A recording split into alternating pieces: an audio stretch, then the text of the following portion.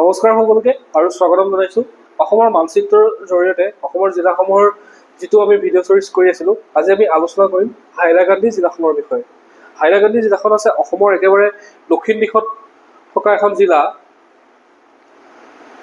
তো হাইলাকান্দি জিলাখনৰ বিষয়ে জনাৰ আগতে আমি হাইলাকান্দি জিলাখনৰ অৱস্থিতি আৰু ইয়াৰ দিশসমূহৰ বিষয়ে, চাৰিসীমাৰ বিষয়ে অলপমান জানি লওঁ।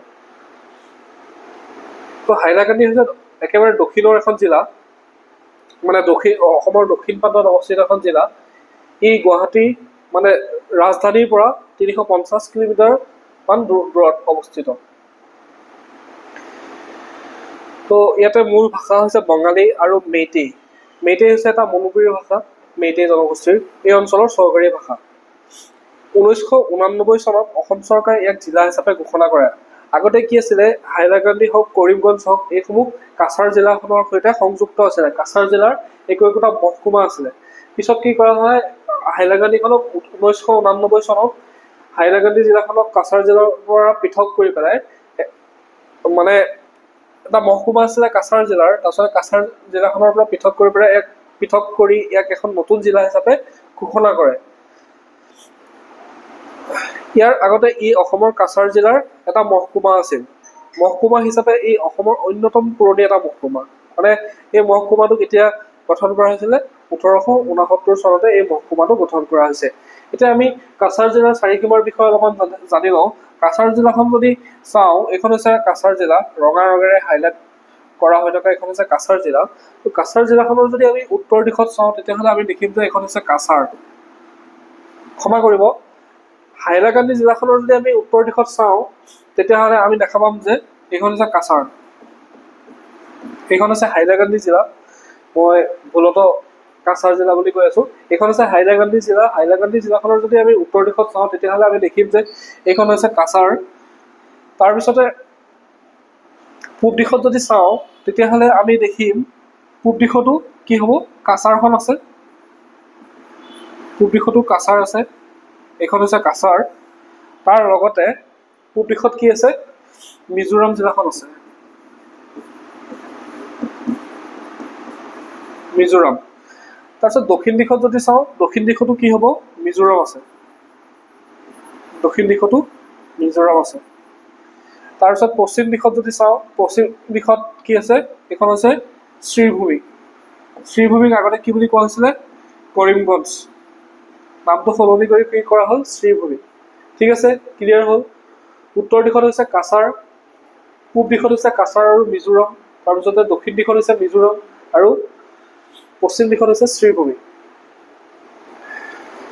তো এইখিনি আছিলে বেছিক কথা। আৰু ইয়াৰ মুঠ মাটিকালি 1326 বৰ্গ কিলোমিটাৰ।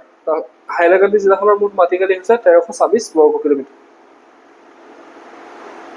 আমি এতিয়া হাইলাকান্দি জিলাখনৰ মেপখনৰ জৰিয়তে আমি যদি গুৰুত্বপূৰ্ণ তথ্যসমূহ জানিবলৈ চেষ্টা কৰোঁ, পোনপ্ৰথমে আমি নৈ আৰু উপনৈসমূহৰ বিষয়ে জানি লওঁ। তো হাইলাকান্দি জিলাৰ মাজেৰে এখন গুৰুত্বপূৰ্ণ নৈ আৰু আটাইতকৈ দীঘল নৈখন হৈছে ধলেশ্বৰী নৈ। এইখন হৈছে ধলেশ্বৰী নৈ, আৰু এই নৈখন গৈ পেলাই ক'ত লগ খাইছেগৈ, বৰাক নদীত লগ খাইছে। আৰু এইখন নদী কি হ'ব, বৰাক নদীৰ দক্ষিণ পাৰৰ উপনৈ হ'ব। এইখন বৰাক নৈ, এখন দক্ষিণ পাৰৰ উপনৈ। মই এই কথাসমূহ আপোনালোকক যেতিয়া জিঅ'গ্ৰাফী ক্লাছ কৰিম, তেতিয়া এই কথাসমূহ অলপমান বিস্তৃতভাৱে জানিম। তেতিয়া ইয়াতে অলপমান থুলমূলকৈ আমি জানি থৈ দিছোঁ। এইখন হৈছে বৰাক নদী, ওপৰত এইখন হৈছে বৰাক নদী।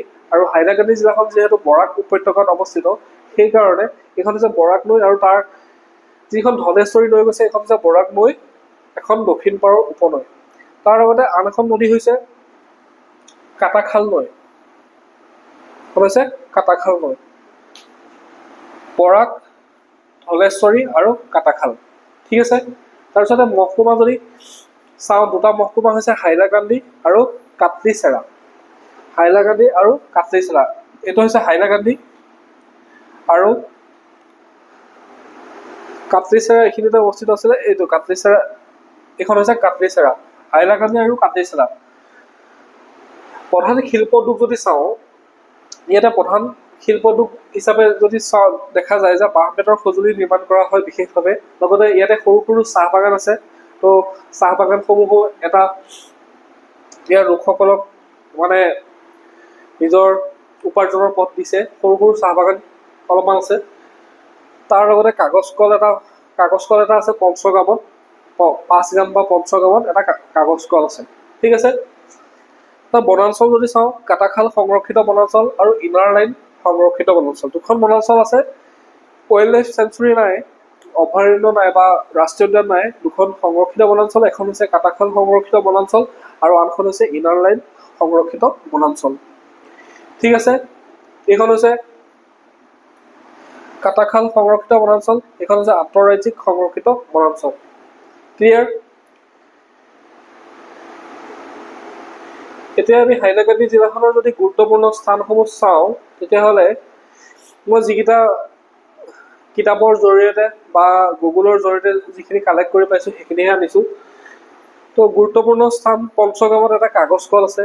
লগতে হাইলাকান্দিৰ উল্লেখযোগ্য স্থানসমূহ হৈছে কালীবাৰী বাজাৰ, কাটাখাল, মহাদেৱপুৰ, কাটলিচেৰা, জুগুলঘাট, লালবজাৰ, লালঘাট আৰু মানচাৰা। ঠিক আছে। তো এইখিনি আছিলে হাইলাকান্দি জিলাৰ বিষয়ে যিখিনি কথা গুৰুত্বপূৰ্ণ আছিলে বা যিখিনি কথা আমি জানিব লাগে সেইখিনি। তো ভিডিঅ'টো যদি ভাল লাগিছে তেতিয়াহ'লে লাইক কৰিব, আৰু কিবা সুধিব লগা থাকিলে আপোনালোকে কমেণ্টত সুধিব পাৰে। লগতে চেনেলটো ছাবস্ক্ৰাইব কৰি ল'ব আৰু লগতে নটিফিকেশ্যন বেলটো প্ৰেছ কৰি ল'ব, যাতে ভিডিঅ'সমূহৰ আপডেট আপোনালোকে পাই থাকে। Thank U.